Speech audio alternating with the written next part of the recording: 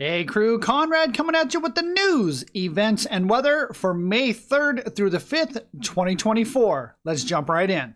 First up in the news, this is concerning the Imperial Sand Dunes Recreation Area. Yes, a few days ago on April 27th, I joined the Bureau of Land Management California Desert District and the Desert Advisory Council to hear what they had to say about some future changes that are coming to the dunes. That's right, Osborne Overlook, as well as possibly a reservation system. But we'll go ahead and start with Osborne Overlook first. Before we get into any changes that may be coming to the Imperial Sand Dunes Recreation Area, I need to mention that these are just proposals. These are things that were just discussed. I'll quote, "These are still a ways out, not set in stone." So basically what's coming down to is people are discussing some of the problems that we're having and some ways that we may be able to fix them. So if you want your voice to be heard, make sure you get involved. Okay, let's jump into Osborne. Okay, crew, so here's Osborne Overlook proper. And if you've been there, you already know. We have the north side, which is going to have a pit toilet or vault toilet, as well as a communications antenna, and then a small lunch area, I guess, table and so forth. Then we're going down to camping all through here, and then we've got the south side, which has a little area to drive in and out of the dunes. So here's where we were at as far as the meeting was concerned. It was stated that Osborne reconfiguration, the area is blowing up. It has its own hashtag, and it is a popular spot for photos with non-duners. So what that means is this area is getting extremely busy anyway. So we know that there's limited camping up here. You have to kind of, it's first come, first serve. And if you can get up there and camp, you're lucky. I've never been able to get a spot up there. But the problem is so many visitors are coming up and there's limited parking spots.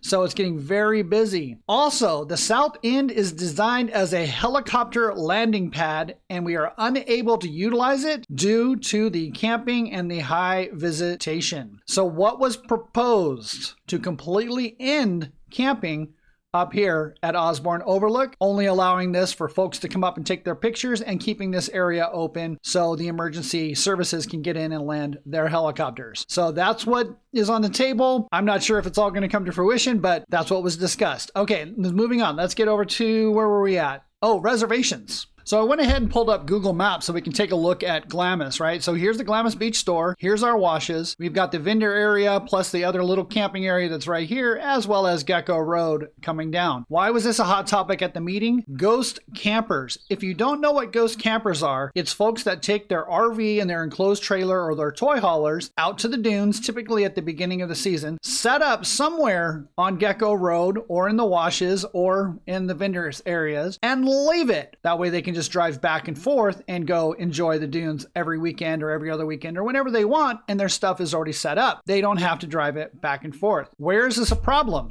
Typically on Gecko Road. On this one right here, because there's some beautiful pads, it's really easy to set up, so folks tend to want to ghost camp in those areas. What is the problem with that? That's what was addressed. This causes user issues, conflict, and fights, and causes law enforcement officer involvement. So this is a problem. Now, what was their resolution? A reservation system like other state parks. How that would work and what it would look like, I'm not sure. They were just mentioning studying the other state parks to see what they do. So if the proposals go through for Osborne where there's no more camping and then we've got these two areas primarily to camp, they could actually set this up to make it a reservation only system. Is that going to happen? Not exactly sure. Just again, reporting on what was discussed. If you think a reservation system is a good idea, hey, I'll tell you what, leave it in the comments because I have my own thoughts on this one and I know that I need to get way more involved in this because I'm highly opinionated about the dunes. This is my favorite place on earth and I want to make sure that my voice is heard as well. So what did we have? Gecko, wash roads, reservations? I don't know. Then we've also got Osborne Overlook where they might be taking camping out. I don't know. We'll see how it all goes down. Okay, but that's all I got as far as the Desert Advisory Council meeting was concerned. Let's get into the next.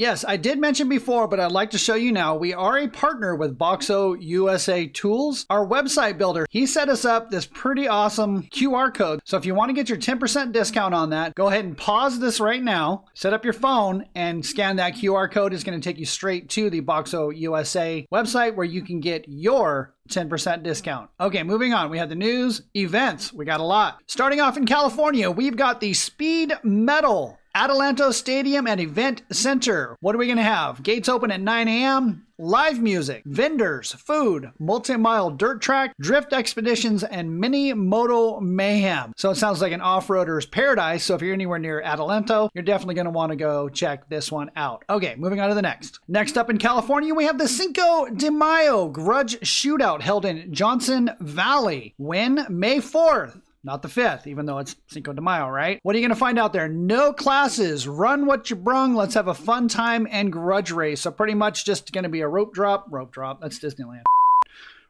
What's it called when you drop your hand at the drag races or you do the flashlight, right? Like Milner and... Why can't I not... My mind is lost. Anyhow, if you got a fast bike or you don't, head out to Johnson Valley. Participate in the Cinco de Mayo Grudge Shootout. Okay, let's move into... Arizona, how about a show and swap for Volkswagens? Volkswagens are near and dear to my heart. I've had a handful of them in my life, and I would love to have a Hebmuller with a Subaru in it and Porsche alloys. But I digress.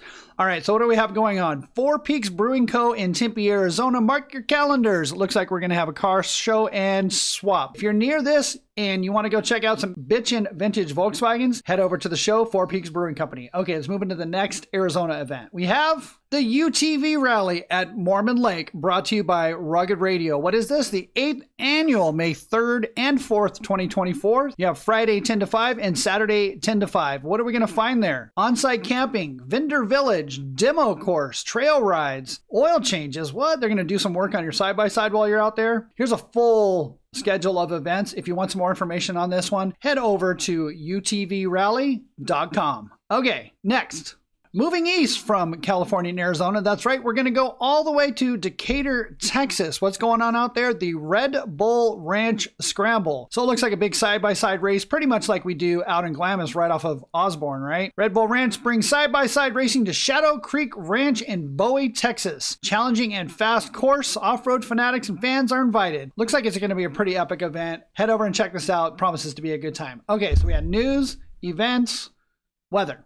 And the Boardmanville live cam is down. That's a drag. We always do these, we got the live footage from Glamis, right? Okay, so it looks like in the southwest corner, not reporting on Texas. It's going to be in the low 90s and the high 60s. So a little bit warm during the day, but absolutely epic during the evening time. So if you're going to be going to any of these shows, or if you're going out to the dunes, whether you're going to the north side or the south side, again, make sure you bring lots of shade and lots of water and make sure your rigs are all up to snuff. We don't want to see you stuck out there. Okay, news, events, weather. I think that's all I got. Let's go ahead and close this out by saying thank you for watching. See you in the dunes.